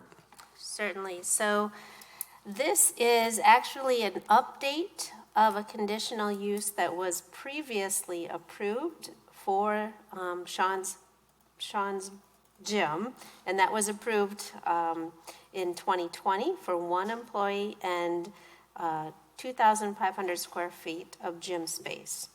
The proposal before you now is to double the size of the gym space with one employee and 2 independent contractors operating in this larger space. The proposal also requests to expand the hours to 24/7, so 24 hours, 7 days a week. The property was approved by Plan Commission as an architectural design review last month for some window installations and updates to the facades. The property and the adjacent parcel to the south were subdivided in a CSM that was approved very early this year. The proposal to expand the existing footage of the gym space is to do so without adding anything to the building or a gain in square footage. The 2020 approved conditional use allowed for a maximum of 21 persons at any time due to the capacity of the septic system on this property. So that was one of the conditions of approval in 2020. In 2020, Mr. Jeff Pooley, a plumber, testified that the sewer system at this location, 2186 County Highway MM, had the capacity for 25 people. In a statement that before you in this packet, Swinehart Plumbing, in a statement dated June 21st, 2022, testifies that the current septic system could allow for a maximum occupancy of 50 people per day. So there seems to be some discrepancy that staff has seen. A total of 19 parking spaces are available on site. Therefore, to kind of clarify this, staff recommends the gym continue to operate, excuse me, with a maximum of 21 persons at any time. Staff also recommends, under the conditions of the conditional use approval, that the permitted hours will continue to be 5 a.m. to 10 a.m. So staff, 10 p.m., sorry. Oh, it's getting late. So the staff recommends approval with 8 conditions. The normal one is permit approval no other permit or approval is waived or deemed satisfied except for the approval provided here. Any outstanding fees or assessments need to be paid. Occupancy of the fitness facility should not exceed 21 persons at any time or 50 persons during a whole day due to septic and parking capacity. Permitted hours should be 5 a.m. to 10 p.m. The additional exterior wall lighting need to be installed and made operational prior to occupancy. And then no storage of dumpsters or other equipment is allowed in the parking area. Security cameras should be installed in the front and remain operable prior and during to occupancy. And then any signage would have to conform to Chapter 26. So I just wanted to read those out for you all. That's all I have. All right, and then Agri and Affairs did not discuss this one. No. All right, so I can open the public hearing. I guess Carmen, I know you're online. I'm not sure if you're part of Sean's team or if you're part member of the public that wants to speak. No, I'm with Sean. Unfortunately, I'm at a meeting in Chicago, so I couldn't be there in person. So I'm here with Sean. Okay, great. And so don't have anyone else from the public that is here to speak, so I can close the public hearing, but open up to questions, comments from Plan Commission. Go ahead. I agree with staff's recommendations with regard to the hours and the capacity. This is outside the urban service area, so, I'm willing to bend so far on a conditional use outside of the urban service area, but 24 hours, I think, is, you don't want to have police calls or whatever it might be in the middle of the night outside of the urban service area. Well, not that you want to have them anywhere, but. Can I get clarification what an urban service area means? Yeah, Gina, you want to take that, or you want me Yeah, to? so the urban service area is a designation that the city uses where we provide normal urban services such as police, fire, utilities, and it's a distinction we use in our planning. And so it's the boundary that is set for urban development. Outside of that boundary, we, from a planning side, do not consider that as urban kind of development. It fits more into the rural development. Okay, because the reason why I asked is that we went to a number of neighbors just to ask them if they had any objections in regards to the expansion or the 24 hours. And, we didn't, but we didn't get to all 8 homes. We got to 4 because the other individuals were not available when we came to their home. And then you have the trailer park that I think has like 50. So, and that's what my confusion is. If there's a medical emergency or police is needed for those 8 homes or for the 50 trailers or owners in that trailer park, how is that? I mean, this is a gym. I really don't think that you're going to have issues with police or paramedics because we're looking at maybe 2 or 3 people that are going to utilize it. I mean, if we can't, because the issue is that we're right in between 2 franchises that are 24 hours. And then you've got Terra Vesa, which on their website is asking, hey, we've got space available. You want to have a gym. So we're hoping that if you're not allowing us to do 24/7, that you're not going to allow someone to have a gym down the road from us and giving them 24/7 because they're in a, low density, high density, whatever the zoning is now, that Terra Vesa is. So that's my question. Yeah, so the Terra Vesa is the urban service area, and that's where you kind of have the development. This obviously was done a long time ago, but you do have kind of different rules and regulations based on where you are, and being kind of in the country like this, it is different. So yeah, someone in Terra Vesa could come in and be 24/7. That is a possibility. Which doesn't make sense because we're right down the road and like urban, we've got 8 homes around us. We've got 50 trailer units across the way. And just, this is a family-owned business, and we don't want to turn anyone away to go 10 minutes down to Oregon in order to go to a franchise there. And with COVID, there's a number of people that don't want to work out when there's a number of people. I mean, we're very small anyway. It's just the fact that we really don't want to turn anyone away. So if we can't have the 24/7, can we at least go a little bit later to 11 p.m.? Because not everyone works 7 to 3 or 8 to 5. There's people that get home, make dinner, put their children to bed, and, then they leave and whomever is left at home, and they want to be able to, release some tension and get that done and then be able to get home and then start the next day. So that's what we're asking. Just, to have some flexibility here for us, please. All right, planning commissions, other questions? Yeah, so the proposed hours are 5 a.m. to 10 p.m. That's what's being proposed. And I guess the other comment that I'd have is this is a property that's been grandfathered in. It was built when Fitchburg was a township and not a city.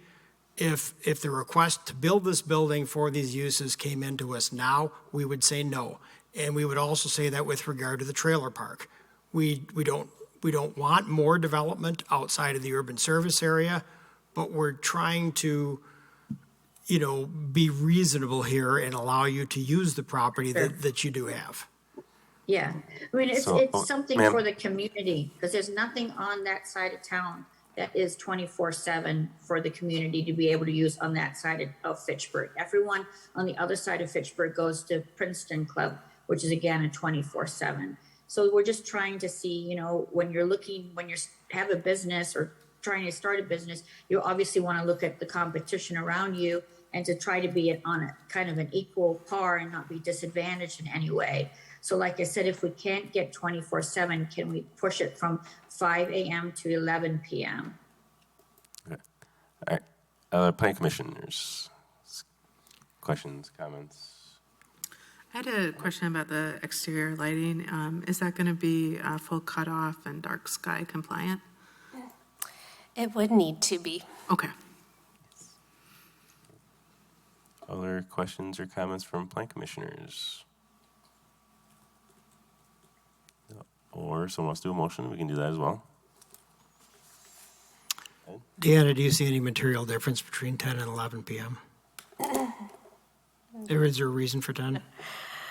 That was what was done previously in the previous conditional use. So that's what was approved previously, so we're just sticking with what was previously approved, okay.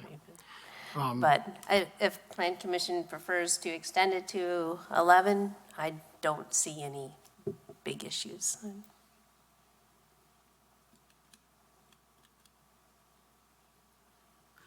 Well, yeah, I mean, do we have a sense of, is that going to put additional strain on like EMS and, you know, our response teams at all? I don't think there's any way of knowing that. It's not like 100 people are going to be there from 10 to 11. So, yeah, I mean, they are working out. It's possible that someone working out could have a medical issue, but right. I don't think many people work out from 10 to 11. I don't, but I don't want to assume that other people, I mean, I know some people do, so. I would say it's closed and people are out of there well before midnight. I wouldn't have an issue with 11. Yeah. Rich? Okay. A limit of 50 persons per day. So if they were open to 11, but they had 50 people per day by 9, I mean, how is this handled? Is this monitored, or is it just a number that we have in there hoping that that gets hit? I was going to say, don't we usually just look at the maximum number at any given time? Because that you can actually walk in and go, hey, you've got more than 21 people, 15 a day. It's not like we're counting. Yeah, I don't know how we would monitor. And Right. I also don't really, if it's their property and the sewer backs up, that's not our problem as a plan commission to really deal with. So I guess Deanna, do you want to speak to the 50 people per day? It seems difficult to monitor. Yeah, there's many things enforce. that we have difficulty enforcing. I guess my thinking was there that if there gets to be just a traffic problem, an issue, staff can go back and say, hey, it looks like you have a couple hundred people showing up.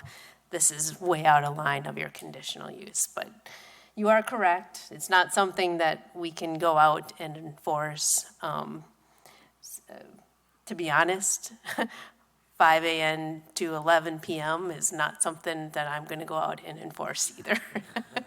I mean, it's just. We got other people for that. Yeah, I drive by this property frequently, and there have been issues that you know are not were not of Sean's creating at this property, and you know I brought it to staff's attention, and if there are problems there and I drive by it, I'm going to say something. Right, and then we will address it, definitely. That said, I'll move approval of conditional use 2457-22 with the 8 conditions as noted and condition 4 amended to be 5 a.m. to 11 p.m. Do you want to amend number 3 at all about the 50 per day? No, let's just leave. No, let's leave it. Leave it? Okay. All right. And I heard a second by Randy. All right. All in favor with the changes, with most of the recommendations in this change, say aye. Aye. Aye. Aye. And opposed, nay? All right. That is approved. Moving along to. Thank you so much. Thank you. Thank you. Moving along to I, final plat request by Cole Payne for Fitchburg Lands. I think he's online, and maybe Chad is as well. I'm not sure who's going to speak to this, but I can. This is Chad Wibbin from Encore Homes. Great. Thank you for taking the time tonight. We've got a pretty simple request, I think. We had done a few of these buildings in Terra Vista before, and maybe we got a little bit smarter because this time Phil didn't plat the lot officially during his approval process. He left it as an outlot so that we could come in and design it to fit our building specifically, as opposed to having to replat it. So that's basically what we're looking for here. This will be townhomes. The last ones that we did out there have turned out very good. We were able to keep the price down and get a little bit of missing middle housing in Fitchburg and owner-occupied housing. Like I said, I think it's a fairly simple request. We're just dividing up an outlot to fit the 8-unit building. And that's about it. All right, staff report, please.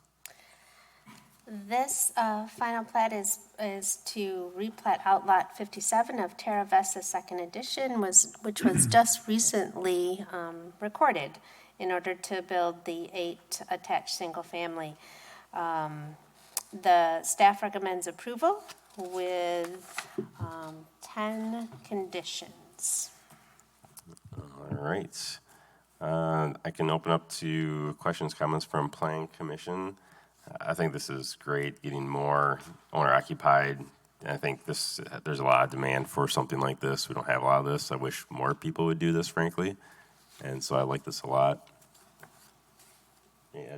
I agree. I'm a big fan of the zero lot line projects like this. It's really nice, to get more home ownership and to give people their own space as opposed to a condo project. I think when this can be done, I love to see it done like this.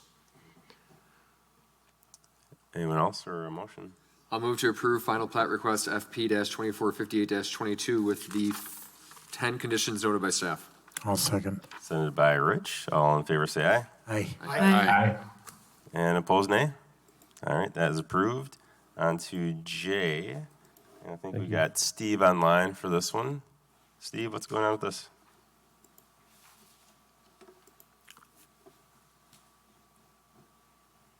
Oh, you're still on mute.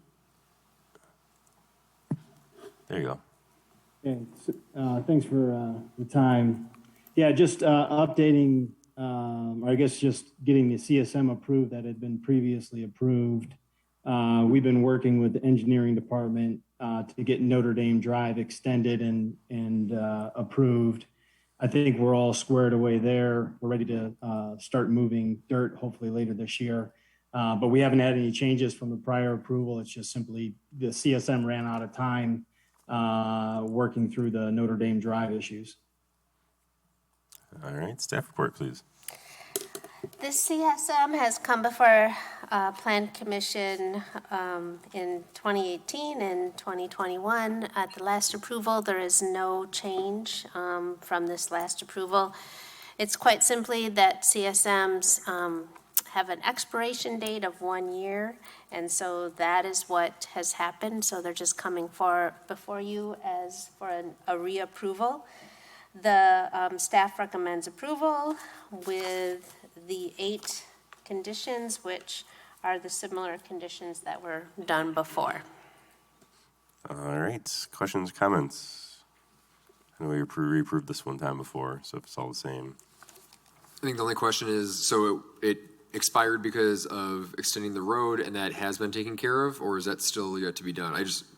Is this the final approval, or are we gonna have to see this again next year is my question. It depends. Well, every year, it lasts a year. Yeah. So if they don't start the project in the next year for who knows what reason, it could be road, it could be, I don't know, who knows what. I'm not gonna speculate, but if they don't do it in a year, then they would have to get it approved again.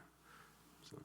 Once it's recorded, it's recorded. Isn't that the issue, that it hasn't been recorded?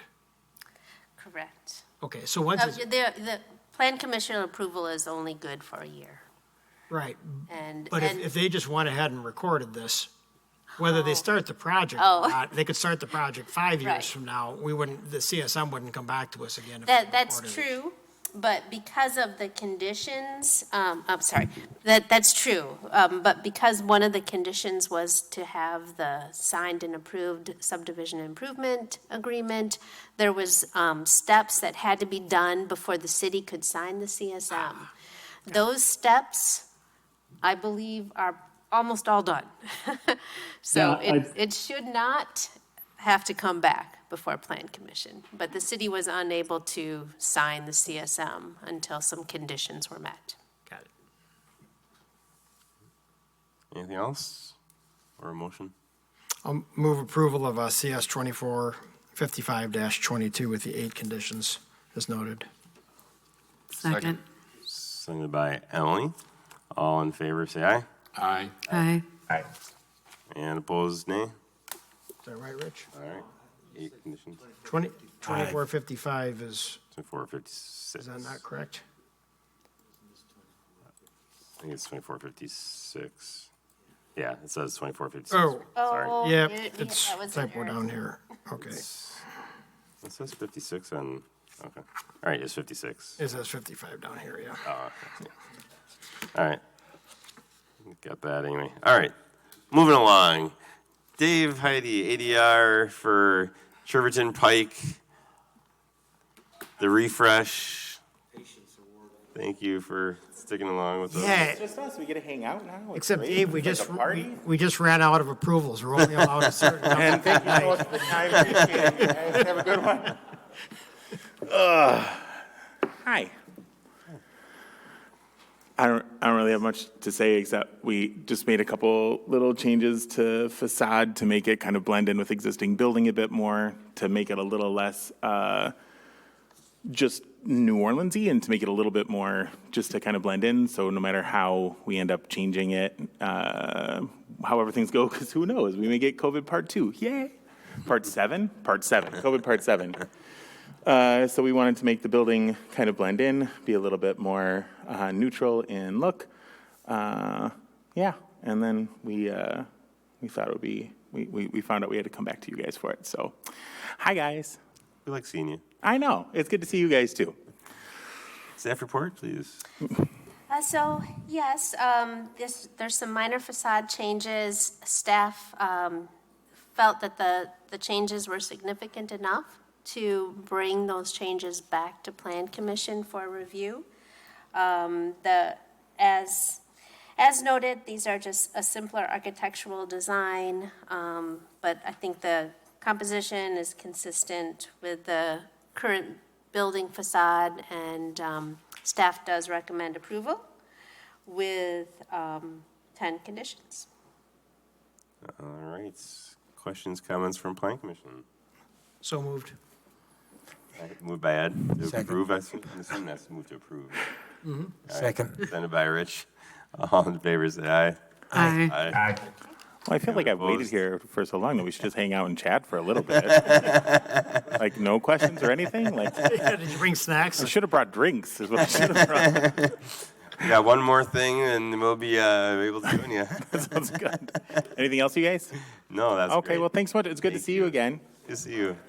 Have a good one. Wish us luck. We're demoing already, so it's been it's really different. It's really naked in there right now. Yeah. We have a lot of people who aren't currently working because we went from, and I'm sorry, I want to take up too much time. We went from like, before we shut down for the thing, we were at like, down to about like 20,000 a month. And since the shutdown, we're down to like 5,000 a month. So everyone who wants their vacation is taking it right now. So everyone is kind of in and out of it. So if you guys are hungry or thirsty at all and want to sit out on a patio, just saying, I know a place from now until September. If you want to come on out, I'd love to see you guys. So anyway, thanks so much, you guys. Good to see you. Thank you, Dave. Have a good one. I'll be back in a month probably, so. This next time, if you could move me to agenda 8 item, that would be so good. Yeah. And then I'll see you guys then. All right, thank you. All right, one more item, ADR for 2924 Hard Rock. I think we got Jerry on the line for this. Jerry, do you want to tell us what's going on here? Yeah, great. So can you hear me? We can. Great. So this is for the dwellings at 2924 Hard Rock Road, and they've been very successful. But as far as the success, they need a little more addition area toward the rear of the building. We're adding it on the back. A couple things, mainly for success, but also you've heard the supply chain thing on many items, whatever, but they just need to get a little more items that they can store there. So what we're doing is we're adding to the rear of the building a 30 by 40 foot footprint, about 1,200 square feet addition. There's a mezzanine on that also, so it's about another 1,100 square feet on top of that. There were a couple questions actually from staff, and maybe I'll just answer those. They wanted to confirm the new facade materials will match the existing building in style, color, etc. Yes, that is what we're going to do. So the same materials that are on the existing rear of the building, we're just going to extend that to make this look like it was part of the original building at the back of the building itself. The area is just for storage, so it's not being used for display or other type of areas. It's purely a storage area back there, was one of the other questions. The driveway going around to Pet Supply Plus on the left there. So that driveway will still be 30 feet wide to get by there. So there still is adequate space, and I can get you the truck turning radiuses if you need from the civil engineer. But we did lay that out to make sure they could get back to their areas within the building itself, that that's not being blocked off. Question on lighting fixtures. No lighting fixtures are planned. There is one over the existing garage door right now. That'll just can be pushed out as the building comes out. And that's a down fixture, which kind of just shines down into that garage door area itself. And security cameras and lighting, no, there's not any intention to add anything to the building itself. That we're okay in those areas. Our deliveries actually, some will come by truck and semi, but we don't need a dock on this one. So that's basically just kind of backing up to grade, use that garage door then to access into the building itself. And they just unload there and actually they just kind of haul it in by hand into the building itself. So it's at the back of the building. I think it's fairly unobtrusive. And like I say, we're going to match up everything with what's already on the building itself. So if you have any questions, I'm here to answer anything else you might have. All right, thank you. We're going to do a staff report first. Go ahead, Deanna. Thank you very much. I think that everything was covered. The proposal is to expand the storage area for the dwelling. In the staff recommendations, we note that there's 8 different conditions, but we do recommend approval. All right. Then I can go to comments questions from Planning Commission. I'll just say I'm happy to see that things are going so well that they need to add some more space. I'm excited about that. Anyone else? I move to approve ADR at 2924 Hard Rock Road with the 8 conditions noted by staff. I'll second. Sent by Rich. All in favor, say aye. Aye. Aye. Anyone opposed, nay? That is approved. Thank you, Jerry. Thank you very much. All right, report from department. Just a couple of items. Let me just make sure. We do have good news. The community development planner position has been filled. We do have a accepted offer, and Brad Sipple is expecting to start on August 15th. So we're really happy about that. A couple of things that I just wanted to bring to Plan Commission's attention is that Zach has been working really hard on the Town of Madison zoning proposals, because with the Town of Madison becoming part of Fitchburg, they're going to need our zoning. So that's something that we will be bringing to Plan Commission for review fairly soon. And then the other thing is the Farmland Preservation Plan, which I brought before the Ag and Rural Committee too tonight. We're exploring how to do that update. So just kind of wanted to bring those 2 items to your all attention, and that's all I have. All right, any questions for Deanna? All right, any announcements anyone has? Emily, Oh, yes. maybe? I don't want to put you on the spot. Yeah. All right. So I'm going to be moving to Madison in August 20th. So this will be the second to the last meeting that I will be attending. Yeah. Well, it's been an absolute pleasure to serve with all of you, and thank you so much for all of your support and sharing your knowledge. And I've just really enjoyed serving. So thank you. Well, we are not happy about anyone that moves out of Fitchburg and leaves us. Especially. So, yeah. I will. I guess there's a few people who don't mind moving away. That move out. Yeah, some people can leave. All right. We're getting off track here. Is there a motion to adjourn? Moved by Randy. Second. Sent by Steven. All in favor of adjourning, say aye. Aye. Aye. Anyone opposed, nay? All right. We are adjourned.